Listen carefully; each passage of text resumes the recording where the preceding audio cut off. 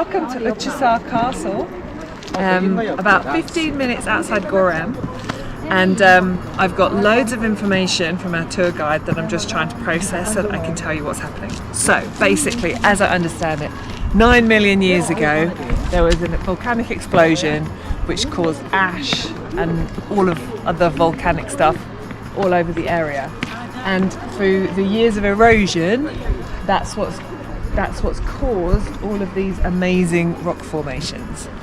And in terms of the civilizations and why we have these, one of the big things in Cappadocia is that 6000 BC they actually started digging underground and created their first civilizations underground, because the temperatures under there, it's antibacterial because of everything in the all the volcanic matter, and so it's actually a really good place to live, and it regulates the temperatures really well. And then when the Christians fled the Romans, they came to the same area, but rather than going underground, they made holes and they made their houses in these areas. They also have some really small, so they kept pigeons because they used pigeons or pigeon poop as fertilizer, and in some of them there are some really small holes. I'm trying to look at some, I think I'm at the wrong angle here, and that's where they kept the pigeons, which gave them the fertilizer to grow the food so that they could live. So fascinating. And now I'm going to go and explore.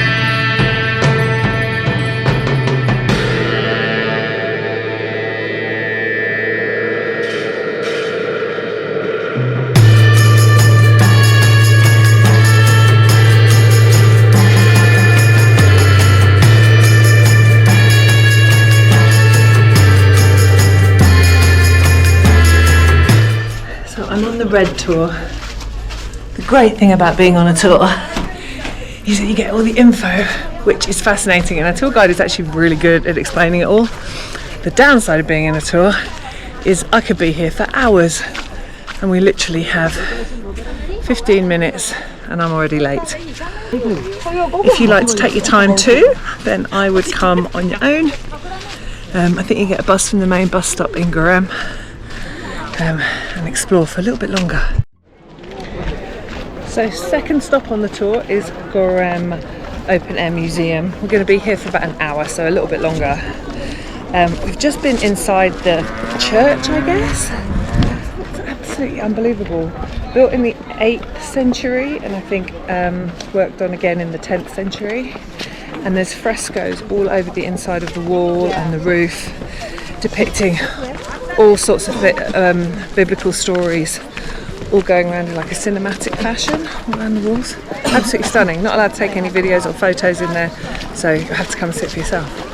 But wow.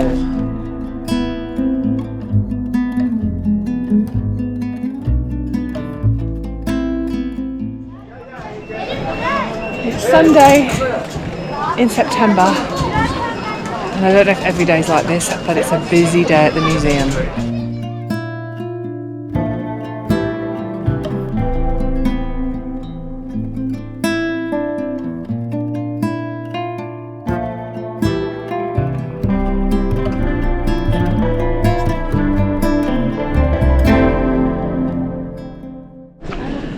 So I'm still trying to fully understand what Göreme Open Air Museum is. Well, like I say, it is fascinating. Our tour guide's fantastic. He does talk very quickly.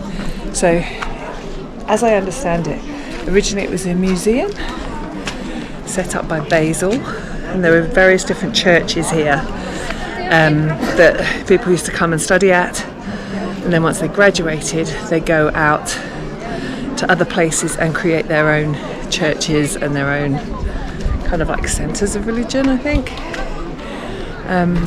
But it's really interesting, and in here there are a number of churches and they're all painted the inside with frescoes, all carved out of the rock. And there's an explanation of all the paintings outside, all very, very much iconic religious stories. But just fascinating. How long ago this was all made? Well worth a visit. Yeah, you can't take photos or videos inside any of the churches, so that's why I haven't been. So you have to come and see it for yourself. Look at this.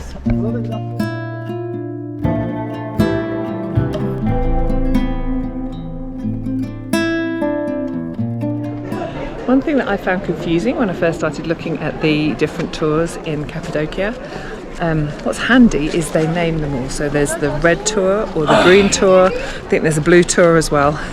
The red tour are kind of like the big iconic things kind of in the closer vicinity to Cappadocia or to Göreme. The green tour goes a little further afield and also includes a bit of a hike. But there's also different prices for the different tours. So we saw the red tour advertised at €40 or €65, and I did ask someone about that, and what they said was it depends. Firstly, some tours don't include entry to Göreme Open Air Museum, so some of them might bring you here but they don't include the entry, so you have to pay that on top. So our tour was €65 and that was all included, and I think it also depends on what kind of quality lunch you want. Apparently it's a buffet, which we'll have in a bit. So hopefully that helps to explain what you may or may not want to pay for as part of your red tour.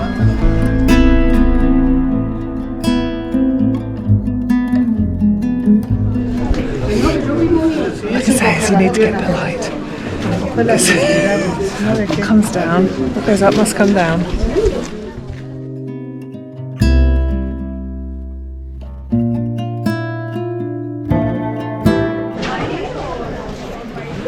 This one sounds a little ominous.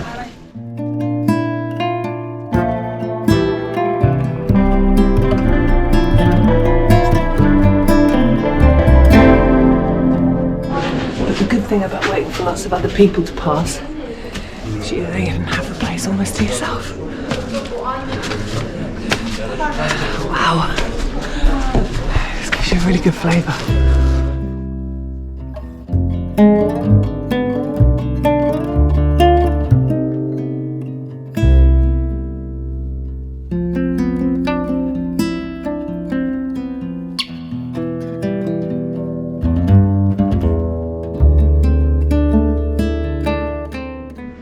Although I'm not even inside. This is fairly dark.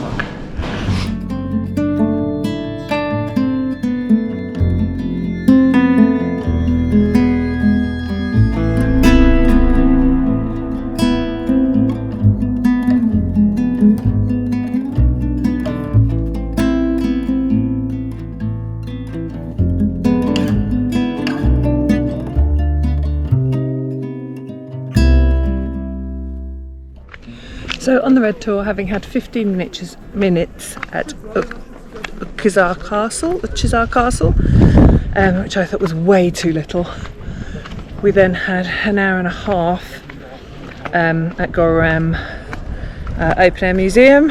I was suspicious that would be way too long, but actually it's perfect. We've even extended that for a quarter of an hour just so people can explore if they want to. So I think I wasn't quite sure what this was, but absolutely fascinating place. Great place to get an idea about the history and the culture of the area. And here, this is the monastery. Look at that, right at the entrance.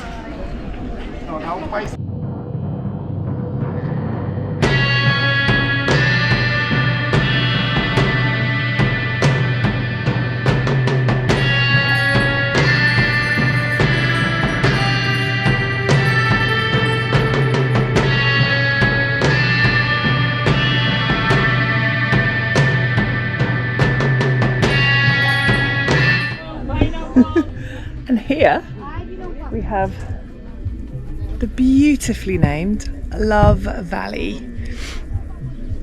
Amazing for sunset apparently, amazing for sunrise. The balloons go off over there. I don't think we need any explanation as to why it's called Love Valley, do we? Our stop here is only 15 minutes and then we head for some lunch.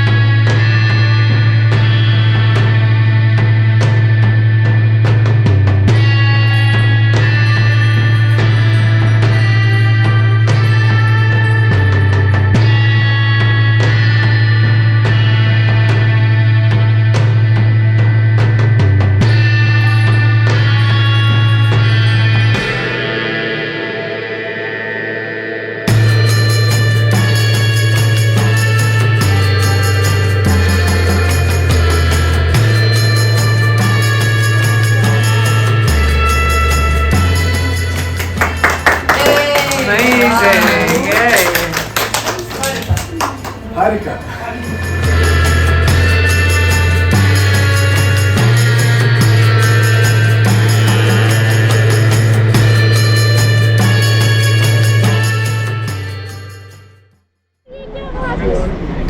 So, bread tour.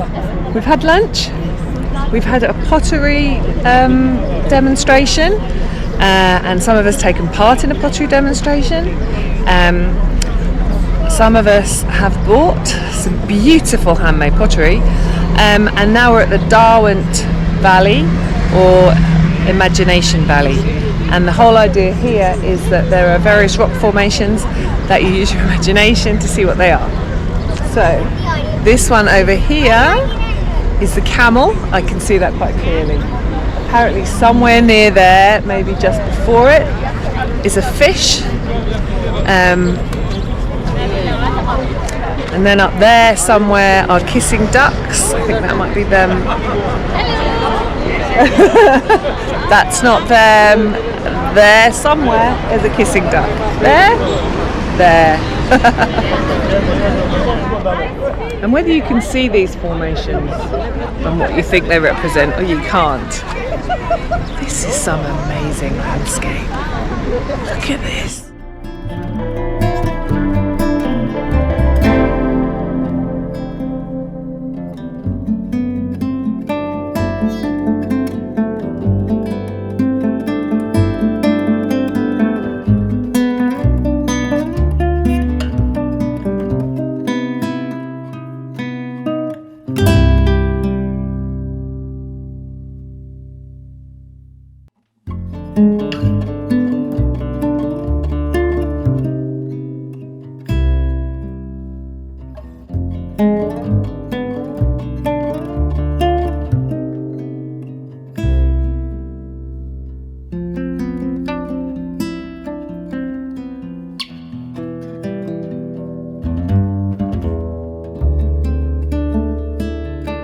So our final stop on the tour is Paşabağı Valley, or Monk's Valley,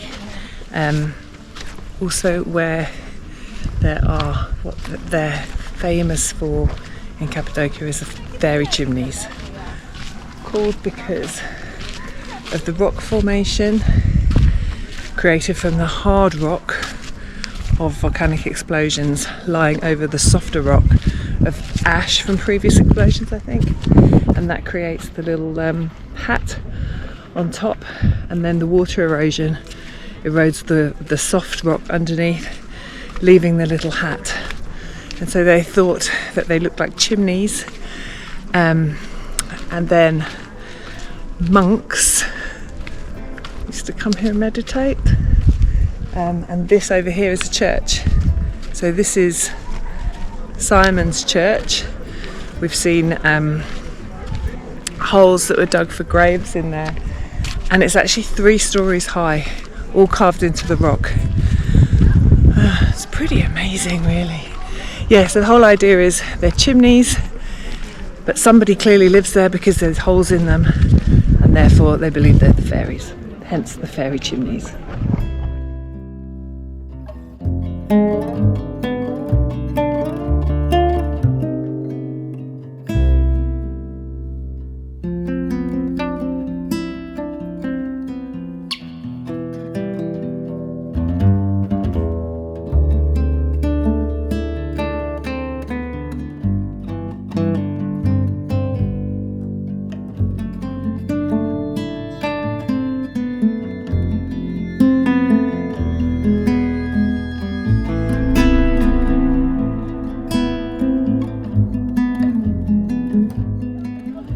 Wow, what a day on the Red Tour.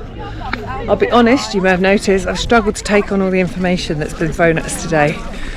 Fascinating in terms of geography and geology and history, and it's been a huge religious education as well.